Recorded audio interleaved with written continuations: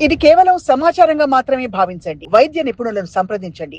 ECMO అంటే ఇప్పుడు celebrities చాలామంది కొంతమంది చూస్తున్నాం. అంటే ఎక్మోలోంచి ట్రీట్మెంట్ ఇచ్చారు. అది ఎక్మో ట్రీట్మెంట్ అనేదో చెప్తూ ఉంటారు. వాట్ ఈస్ ఎక్మో అండి అసలు? సో, వెంటిలేటర్ అనేది లంగ్స్‌ని సపోర్ట్ చేస్తదండి. ఎక్మో అనేది advanced lung support. Not only lung support. లంగ్స్‌కి మాత్రమే కాకుండా హార్ట్‌ని కూడా సపోర్ట్ చేయగలదండి. ఇప్పుడు మనము వెంటిలేటర్ మీద పెట్టినా గానీ, ఒక్కొక్కసారి లంగ్స్ కంప్లీట్‌గా డ్యామేజ్ అయినప్పుడు, కంప్లీట్‌గా లంగ్స్ అనేవి ఇప్పుడు లంగ్ ఫంక్షన్ ఎంతో కొంత ఉంటే, మనము వెంటిలేటర్ మీద వాటిల్ని స్టెబిలైజ్ చేయొచ్చు.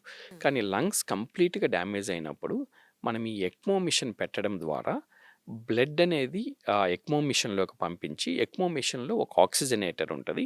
మనకి లంగ్స్ ఏవైతే వర్క్ చేస్తుందో ఆ ఆక్సిజనేటరు ఆక్సిజన్ అందించటము, కార్బన్ డయాక్సైడ్ తీసేయటము అనేది బయట మనం ఎక్స్ట్రా కార్పోరియల్ ఎక్మో అంటే ఆ బయట ఆ మిషన్లో నుంచి బ్లడ్ సర్క్యులేట్ అయ్యి అక్కడ ఈ లంగ్స్ చేసే ఫంక్షన్ని ఆ ఎక్మో మిషన్ చేస్తూ ఆక్సిజనేటెడ్ బ్లడ్‌ని మనం పంప్ చేస్తామనమాట.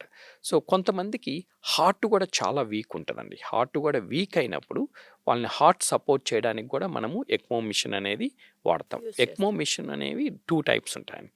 ఒకటి వీవీ ఎక్మో అంటాము. ఇంకొకటి వీఏ ఎక్మో అంటాం. ఓన్లీ లంగ్స్ డ్యామేజ్ అయినప్పుడు మనం వీవీ ఎక్మోని వాడతాము. హార్ట్ కూడా డ్యామేజ్ అయినప్పుడు వీఏ ఎక్మోని పెట్టి హార్ట్‌ని కూడా స్టెబిలైజ్ చేసి హార్ట్ రికవర్ అయ్యేంత వరకు కంటిన్యూ చేస్తాం. కొంతమందికి ఎక్మో పెట్టిన తర్వాత కూడా మనము 1 మంత్ చూస్తాం, 1 ½ మంత్ చూస్తాం లంగ్స్ రికవర్ కావు. అలాంటి వాళ్ళు లంగ్ ట్రాన్స్‌ప్లాంటేషన్‌కెళ్ళాల్సి ఉంటదనమాట.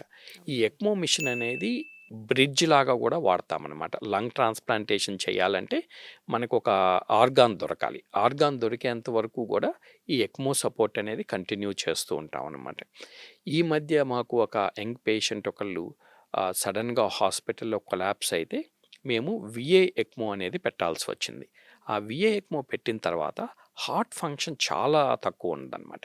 సో, హార్ట్ ఫంక్షన్ తక్కువ ఉండటం వల్ల వీఏ ఎక్మోని పెట్టి సపోర్ట్ చేస్తూ ఉన్నాము. ఈ లోపల మనకొక 10 డేస్ తర్వాత ఒక హార్ట్ దొరికిందనమాట. మనకి ఒక బ్రెయిన్ డెడ్ పేషెంట్ దొరికింది. నుంచి హార్ట్ దొరికినప్పుడు డాక్టర్స్ వెంటనే హార్ట్ ట్రాన్స్‌ప్లాంటేషన్ చేశారు ఈ పేషెంట్‌కి. హార్ట్ ట్రాన్స్‌ప్లాంటేషన్ చేసిన తర్వాత మనము ఆ ఎక్మోని అనేది వీన్ ఆఫ్ చేసాము. ఇప్పుడు మీరన్నట్టు ఇంతకుముందు వెంటిలేటర్ పెడితే కష్టము అనే అపోహ. ఇప్పుడు ఎక్మో పెడితే వీళ్ళు ఎక్మో నుంచి బయటికి రారు అనే అపోహ ఇప్పుడు చాలా మందిలో ఉంది. కానీ ఎక్మో ఔట్‌కమ్స్ చూసుకున్నట్టయితే ఇప్పుడు మా హాస్పిటల్ గానీ, తర్వాత ఇంటర్నేషనల్లీ ఎనీ స్టాండర్డ్ హాస్పిటల్ చూస్తే 60% ఆఫ్ ది పీపుల్ ఎక్మో నుంచి బయటకొస్తున్నారు. 60% మంది ఎక్మో నుంచి బయటకొస్తున్నారు. సో, మేము మొన్న ఈ వీఏ ఎక్మో పెట్టి హార్ట్ ట్రాన్స్‌ప్లాంటేషన్ చేసిన తర్వాత ఎక్మోని తొలగించి పేషెంట్ రికవర్ అవుతున్నారు. ఓకే. ప్రస్తుతం అతను స్టేబుల్‌గా ఉన్నాడు. స్టేబుల్‌గా ఉన్నారు. ఓకే. అంటే లంగ్స్ ట్రాన్స్‌ఫర్ అన్నారు. అండ్ ఇంకొకటి హార్ట్ హార్ట్ అన్నారు. So, transplantation. ఎంతవరకు వీటి సక్సెస్ రేట్ ఉంటుందండి? అంటే వన్స్ మనం ట్రీట్మెంట్ ఇచ్చి మొత్తం కంప్లీట్‌గా అయిన తర్వాత ఇప్పుడు కూడా? లంగ్ ట్రాన్స్‌ప్లాంటేషన్ సక్సెస్ రేట్ కూడా చాలా బావుందండి. అరౌండ్ 70%, 60-70%. హార్ట్ ట్రాన్స్‌ప్లాంటేషన్ అయితే ఇంకా సక్సెస్ రేట్ ఇంకా ఎక్కువుందండి ఇప్పుడు. కోవిడ్ తర్వాత సో, ఈ కోవిడ్ లంగ్స్‌కి తర్వాత సంబంధించినయి కొంచెం అవును. చాలా కామన్‌గా రెగ్యులర్‌గా లంగ్ ట్రాన్స్‌ప్లాంటేషన్ చేయటము, హార్ట్ ట్రాన్స్‌ప్లాంట్స్ కూడా మనం కంట్రీలో ఎక్కువైనాయండి ఇప్పుడు. మనము అపోలో హాస్పిటల్స్‌లో మనం చాలా ట్రాన్స్‌ప్లాంట్స్ చేస్తామండి. మనకున్న 75 హాస్పిటల్స్‌లో. సో, లివర్ అనేది కూడా చాలా కామన్‌గా ట్రాన్స్‌ప్లాంటేషన్ జరుగుతుందండి. Liver, kidney, heart, right. Lungs ఇవన్నీ కూడా. సో, ఇవన్నీ చేసిన తర్వాత వన్స్ అతను హాస్పిటల్ నుంచి బయటకొచ్చాడంటే ఇంకా నార్మల్‌గానే ఉండొచ్చా అండి? ఎప్పుడు అంటే లైక్ ఏమైనా ఉంటాయా కొన్ని కాంప్లికేషన్స్? మెడికేషన్స్ వాడుతూ వాడుతూ ఉండాలి.